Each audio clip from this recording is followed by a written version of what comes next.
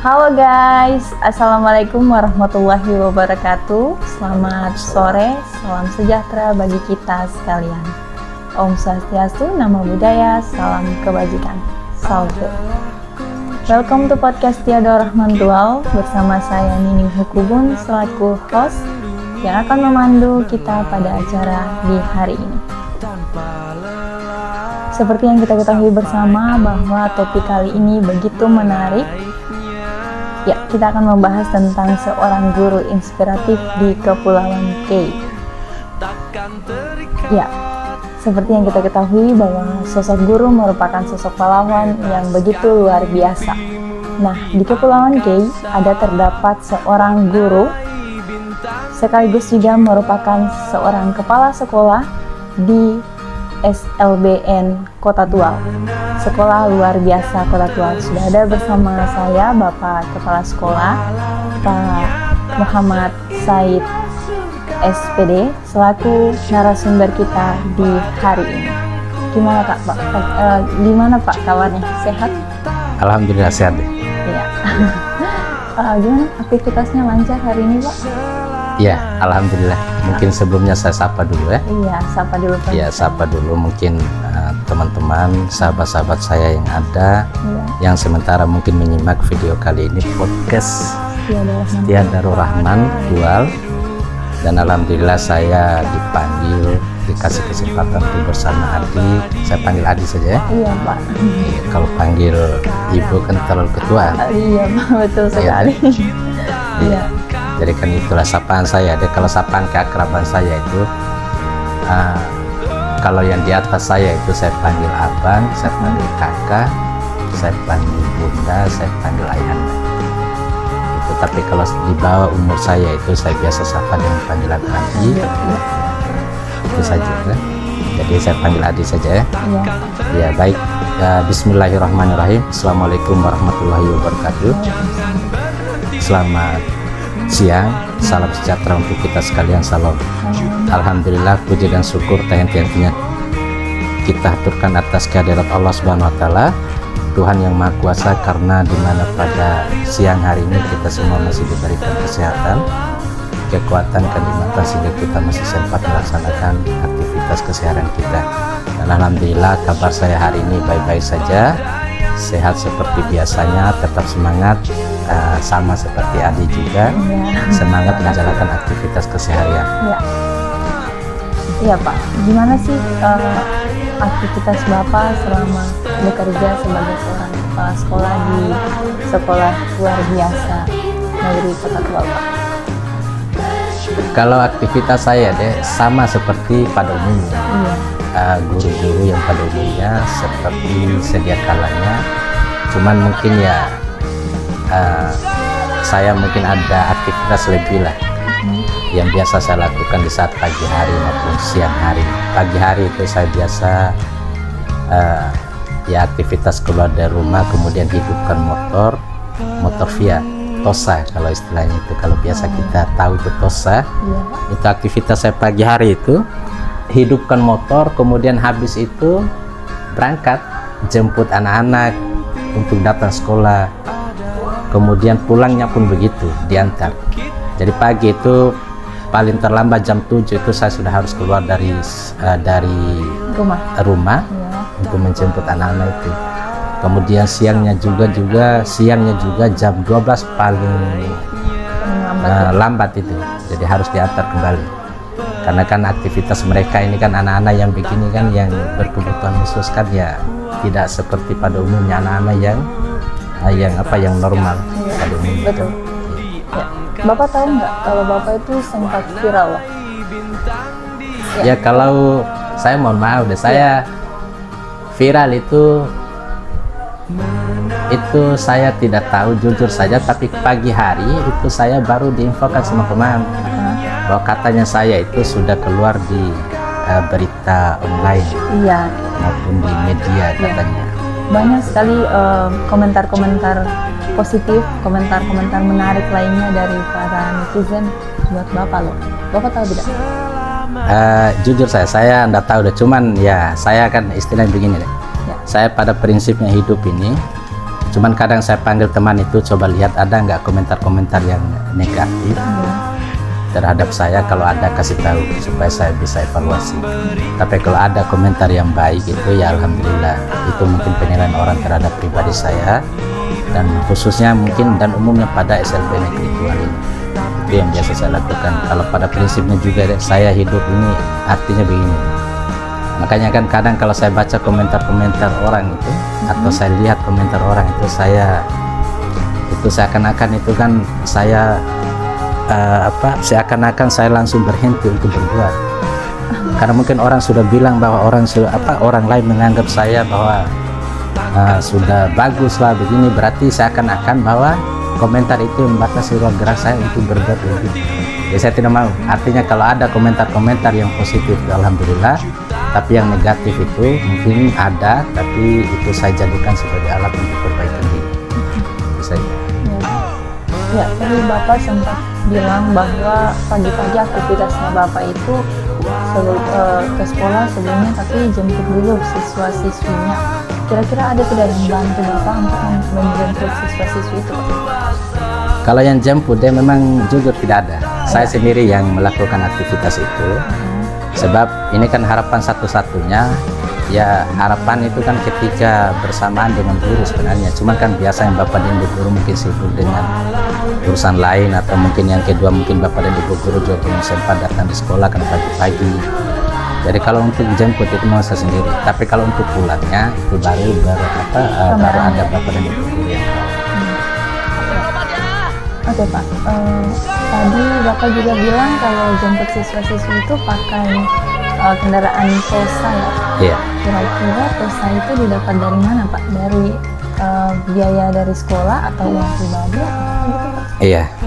Alhamdulillah, ini sejarahnya Tosa ini. Tosa ini kan waktu itu kan aktivitas saya dan teman-teman di sekolah itu, sebelum ada Tosa itu aktivitasnya antar jemput dengan motor kendaraan pribadi guru. Itu waktu itu. Cuman lama-kelamaan, karena memang kan yang pertama mungkin ya efektivitas, kemudian keselamatan. Nah itu yang saya berpikir keras juga di situ. Kemudian pada saat kunjungan Ibu Kadis pada saat itu, Kepala Dinas Pendidikan dan Kebudayaan Provinsi Maluku, yaitu Ibu Insung Sengaji, berkunjung ke di Kota Tual. Itu saya coba berusaha untuk lobby sama beliau waktu itu. Kemudian yang dibawa naungan oleh dibawa fasilitasi oleh cabang dinas. Kan kita di sini kan ada cabang dinas, yaitu cabang Dinas Pendidikan Menengah dan Pendidikan Khusus Kota Tual. Jadi fasilitasi kegiatan pada saat itu kebetulan Bapak dan Ibu Kepala Sekolah baik Kota dan Kabupaten Maluku Tenggara, Kota Tual dan Kabupaten Maluku Tenggara terkumpul di SMA Negeri 1 Tual. Jadi pada saat itu ya dibukalah ruang audiens kita bersama Ibu Kadis pada saat itu. Kemudian kesempatan saya untuk menyampaikan hal-hal bahwa kondisi real pada SLB Negeri Tual adalah seperti ini. Jadi singkat cerita pada saat itu ya Ibu Kadis, setelah saya lobby kemudian bicara dengan beliau tentang hal urgent pertama yang saya butuhkan sekarang adalah kendaraan transportasi umum, transportasi untuk sekolah ini. Jadi beliau bilang ya insya Allah saya upayakan, tapi pada saat itu beliau hanya bisa membantu berupa motor Tosa itu. Ya saya bilang ya tidak apa-apa Bu, yang penting ada untuk angkut transportasi anak-anak ini, daripada anak-anak ini kan tidak masuk sekolah ini, kemudian Bapak dan Ibu guru juga saya pikir kasihan juga tiap hari harus antar jemput juga, ya cukup mungkin ya satu orang atau bagaimana ya. Ini kan kalau 3 motor ya berarti 3 motor yang jalan kan begitu ya. Dan alhamdulillah Ibu Kadis pada saat itu merespon dengan baik. Kemudian persoalannya untuk transportasi, anggaran untuk bensin apa semua itu ada dana BOS yang saya pergunakan. Jadi dana BOS ini yang saya pergunakan karena memang dana BOS ini kan ya dipakai untuk kebutuhan mereka, kebutuhan sekolahnya mereka. Jadi itu saja. Jadi kira-kira berapa jumlah siswa-siswi yang ada di situ Pak, sehingga Bapak sangat membutuhkan bantuan kendaraan? Siswa di situ ya, total secara keseluruhan itu kalau sampai sekarang ini ya itu 32 itu siswa yang masih aktif yang saya data, baik di wilayah Kota Tegal ini maupun karena siswa saya juga ada di Kabupaten Maluku Tenggara. Ada daerah yang paling jauh di sini itu Pei Besar ada, kemudian Danar juga ada. Nah, itu mungkin yang tidak bisa saya jangkau tiap hari itu. Kalau untuk di Kota Tegal ini paling jauhnya kan di Labetawi atau di Pamedan. Jadi itu mungkin masih bisa saya jangkau. Tapi kalau untuk di kabupaten sana, ya mungkin jauhnya itu Kolsel. Itu yang bisa saya aktivitas untuk jemput. Itu pun sekarang ini kan, kalau dulu mungkin kan hampir tiap hari, tapi sekarang ini kan sudah, karena kapasitas TOSA ini kan sudah tidak mampu lagi. Karena dalam kota saja kan anak-anak kan yang harus saya jemput tiap hari kan 13, 14, bahkan sampai 17. Jadi itu. Jadi makanya untuk daerah yang jauh itu yang mungkin saya program itu bersama Bapak dan Ibu guru itu hanya terlaksana penjemputannya hanya 2 kali dalam seminggu. Ya, 2 kali dalam seminggu, Kolser dan Langgur.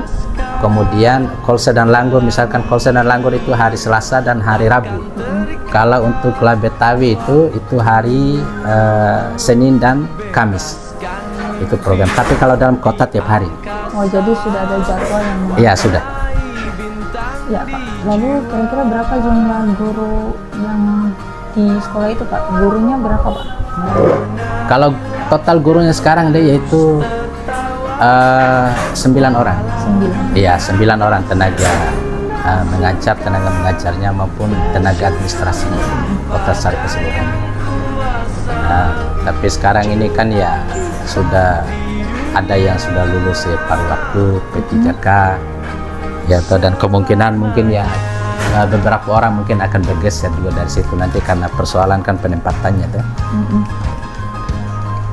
Ya, baik, Pak. Lalu apa tantangan Bapak ketika tadi Bapak bilang bahwa Bapak antar jemput siswa? Nah, kalau jemput ini Bapak sendiri, sedangkan kalau yang antar pulang Bapak dengan teman-teman guru yang lainnya. Ada tidak, Pak, tantangan yang Bapak hadapi saat antar jemput siswa-siswinya?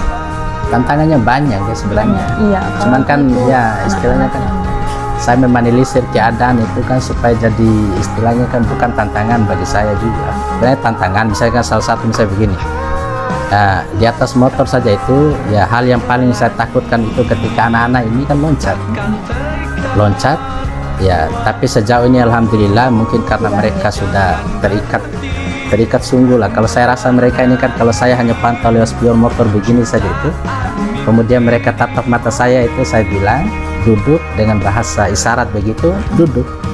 Jadi itu tantangannya, salah satunya itu mereka mungkin takutnya lari loncat dari atas motor itu. Kemudian yang kedua itu ya kecelakaan, tapi alhamdulillah sejauh ini ya saya memanage keadaan itu ya mungkin lari pelan-pelan atau bagaimana itu saja.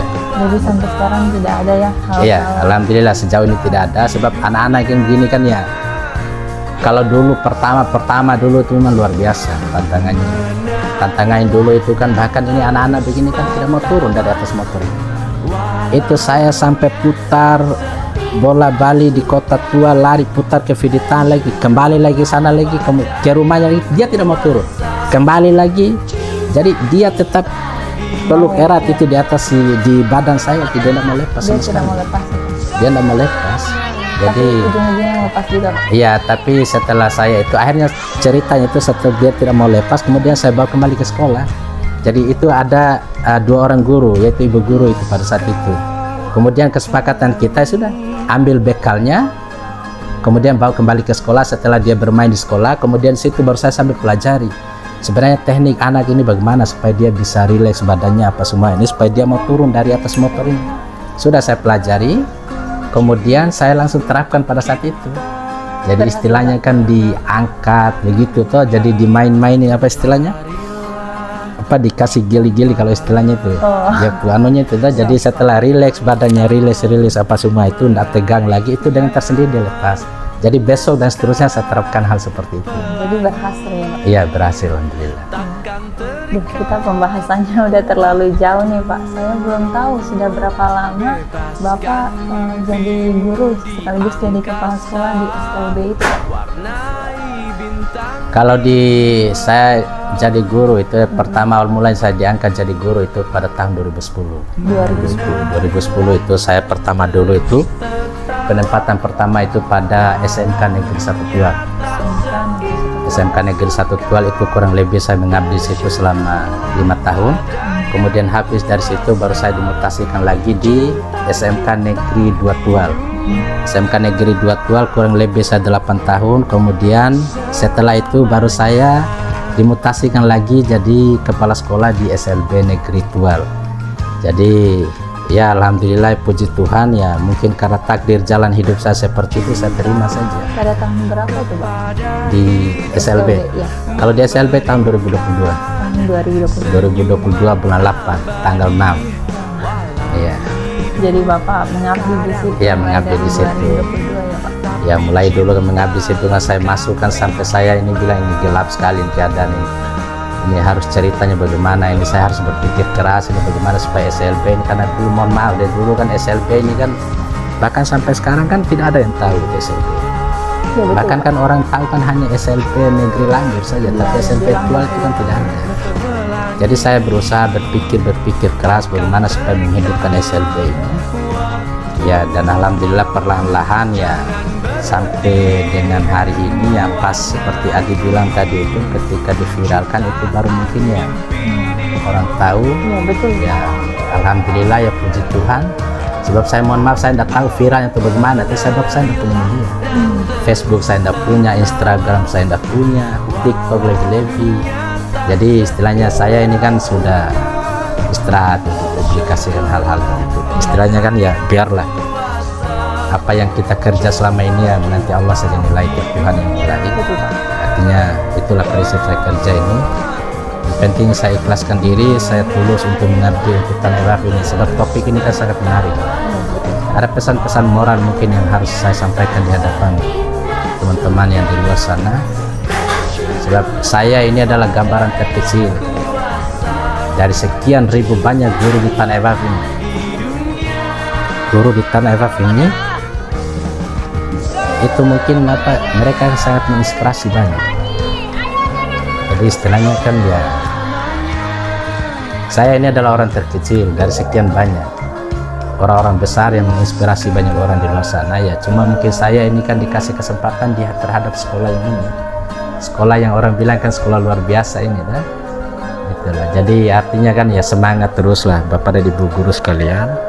Kalianlah yang lebih inspiratif ketimbang dengan saya. Saya ini hanya orang terkecil yang hanya datang mengabdi, kemudian menjadi memberikan apa yang saya bisa berikan untuk Tanah Ebaf ini.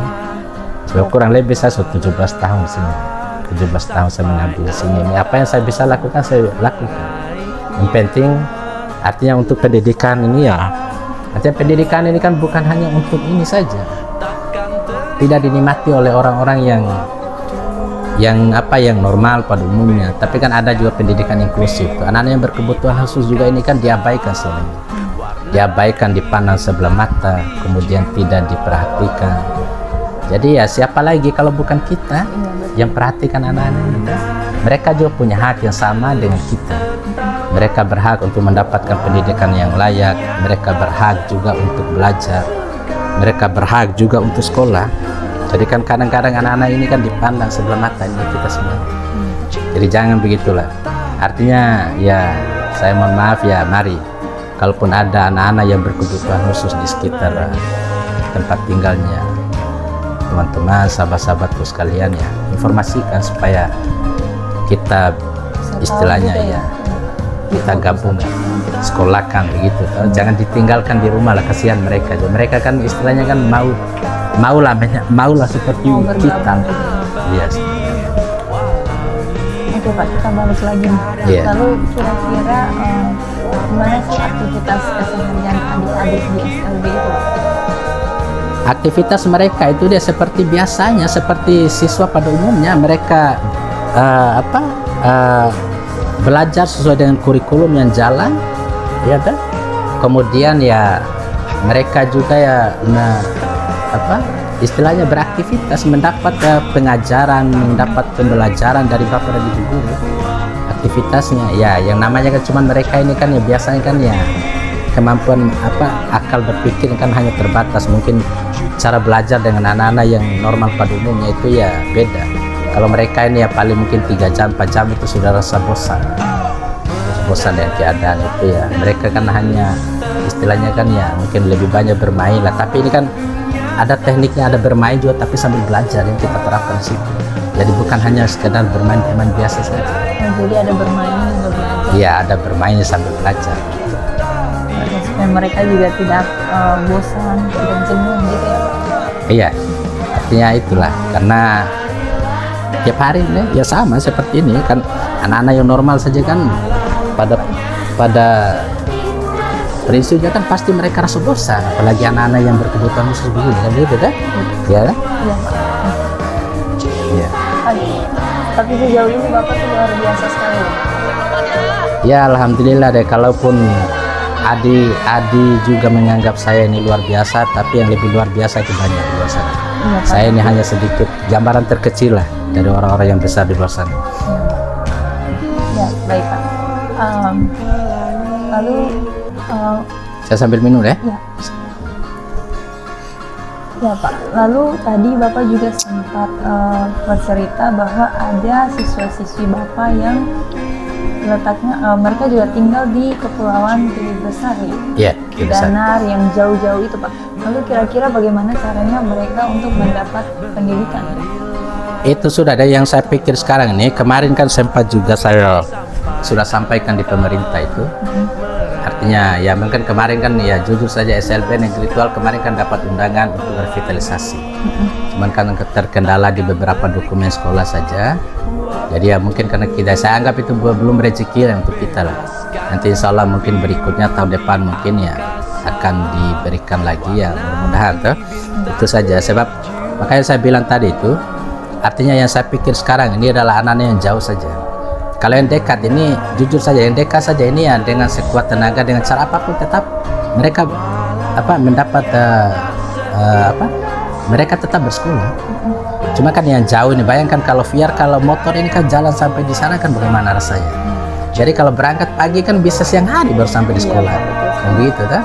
Jadi kalau yang dekat ini artinya yang ini kan ini saja hitungan perjalanan saya dalam sehari saja itu kalau keluar jam 7 misalnya, itu sampai di sekolah itu sudah jam 8:30. Jadi taruhlah waktu 1 jam lebih. Berarti untuk keliling jemput mereka ini dalam ini kan? Itu belum lagi terhitung yang jauh dari yang sampai di Tamedan, yang saya bilang tadi sampai di Kolser. Jadi dari jam 7 sampai jam 9 itu Bapak masih sempat masih jemput adik-adik ya Pak? Berarti aktivitas belajar mereka itu dari jam 9-an sampai jam ya taruhlah jam 8:30 itu mereka sudah mulai proses itu. Sebab di jadwal itu kan jam 8 aja, tapi karena ini kan jemput ini tuh yang makan waktunya. Oke, lalu kira-kira SLB ini ada tidak Pak asramanya yang supaya mereka anak-anak yang di luar dari Kota Tual atau yang tadi Bapak bilang bahwa di Pilibesar juga ada, terus mereka yang tinggal jauh itu bisa menempati asrama itu biar tidak terlalu jauh lagi jemput gitu Pak? Asrama itu ada, dia cuman kan sekarang kan sementara rusak. Makanya kan kemarin kan saya minta rehab itu ya, cuman karena tidak bisa, karena terkendala dokumen itu saya bilang. Jadi asrama itu ada ya kan, cuman kan saya minta rehab, ya mudah-mudahan untuk berikutnya ini ya ada asramanya yang bisa direalisasikan rehabnya ini. Kemudian supaya ini kan mereka ini kan yang jauh ini kan siswa saya yang jauh-jauh ada yang di Danar, kemudian di Pilibesar ini kan, kemudian Oitel ada, supaya kan mereka ini kan bisa bersekolah. Kan tujuan saya kan datang mereka kan berkumpul kemudian diasramakan gitu kan. Tapi sejauh ini sudah ada belum bantuan untuk asramanya ini Pak? Gimana? Sudah ada belum bantuan atau santunan? Sejauh ini belum. Sejauh ini belum. Ya, dan mudah-mudahan ya besok-besok kan mudah-mudahan ada. Kira-kira SLB ini di bawah naungan Iya, Dinas Pendidikan dan Kebudayaan Provinsi Maluku. Oh, provinsi. Iya, di bawah dinasnya itu. Oke Pak. Mungkin ada closing statement dari Bapak sebelum kita menutup podcast ini. Mungkin ada closing statement dari Bapak supaya dapat memberikan sepatah kata untuk memberikan inspirasi kepada Bapak Ibu guru muda yang di luar sana, atau juga kita kaum muda yang nantinya akan menjadi guru. Silakan. Oke, baik deh. Baik teman-teman, adik-adikku yang saya banggakan, pertama tidak mudahlah jadi guru itu. Guru itu banyak tantangannya, seperti bahasanya abang tadi itu, bahwa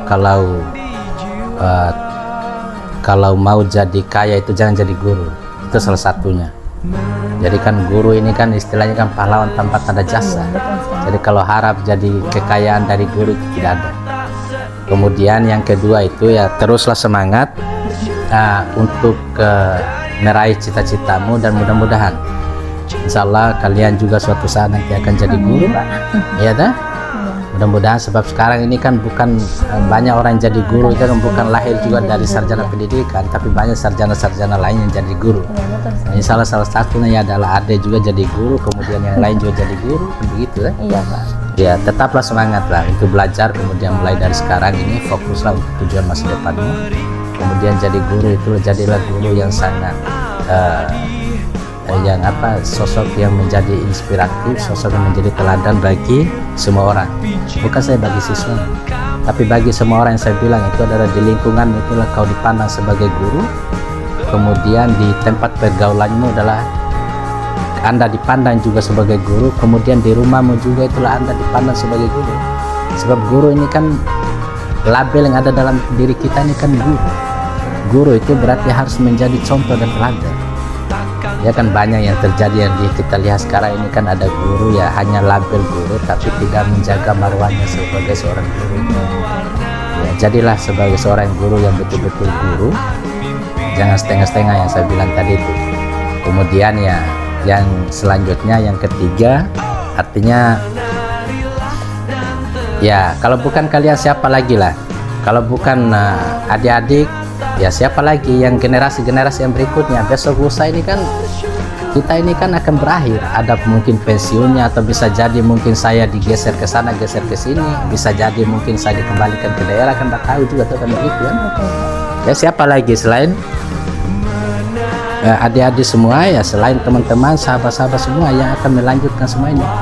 Sebab guru ini adalah bagaimana guru ini ya kalian lah, pokoknya intinya adalah kalian lah yang bisa melanjutkan pegangan atau kalimat atau kata guru ini yang sebenarnya nanti itu. Kalian lah yang selanjutnya akan menjadi generasi untuk itu. Mungkin itu saja Pak. Ya mungkin ada ini saja deh, mungkin ada pepatah kiai ini yang saya catat ini kan supaya bisa menjadi. Boleh, karena Pak. ini kan topiknya sangat menarik. Iya betul sekali Pak. Topik ini kan apa? Ini kan tentang apa lagi namanya, inspiratif, guru inspiratif untuk tanah Ewal. Boleh Pak, Ya. silakan. Mungkin ada bahasa kiai, ini catatan yang saya buat ini untuk sahabat-sahabatku, untuk teman-temanku, kemudian untuk adik-adik.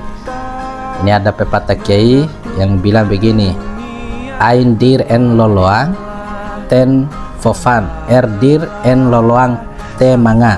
Artinya pohon kayu bertumbuh menghasilkan papan, pohon rumbia bertumbuh menghasilkan sagu. Artinya usaha yang dikerjakan dengan tekun dan tabah akan membawa hasil dan manfaat di masa mendatang. Itu yang pertama. Kemudian yang kedua, bulin entot kaf, jarum menuntun benang. Artinya pengetahuan diturunkan dari generasi ke generasi, begitulah guru menuntun muridnya, kemudian atasan menuntun bawahannya, orang tua menuntun anak-anak, dan seterusnya. Kemudian yang terakhir, kon entot lai, sian entot lulin. Yang kecil menarik yang besar, yang buruk menarik yang elok. Artinya sesuatu usaha dimulai dari yang sedikit, yang kecil, yang masih buruk keadaannya sekalipun, asalkan sungguh-sungguh diusahakan, tentu akan berhasil. Itu saja, demikian dari saya. Kurang dan lebih saya mohon maaf. Billahi taufiq wal hidayah. Wassalamualaikum warahmatullahi wabarakatuh. Selamat sore, salam sejahtera untuk kita sekalian. Salam, salve.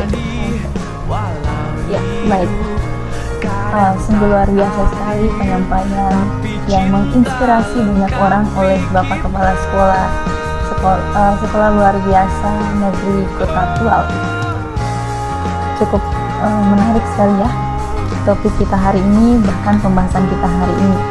Ya, baik Bapak Ibu, saudara-saudari kita yang telah menonton podcast kita ini, saya ingin menyampaikan bahwa Sekolah Luar Biasa Negeri Kota Tual masih membutuhkan sentuhan kasih, masih membutuhkan bantuan dari Bapak Ibu sekalian.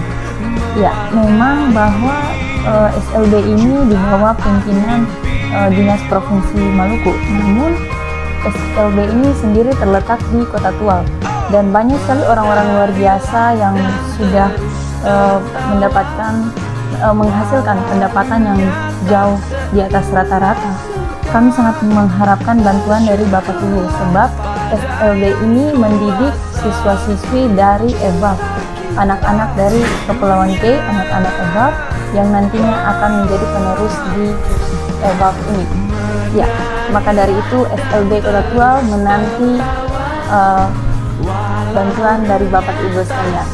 Demikian podcast kita pada hari ini. Saya Nini Hukubun menyampaikan banyak terima kasih dan permohonan maaf apabila ada penyampaian kata yang salah. Demikian, wassalamualaikum warahmatullahi wabarakatuh. Selamat sore, salam sejahtera bagi kita sekalian. Shalom, Om Swastiastu, Namo Buddhaya, salam kebajikan. Salve. Terima kasih Pak.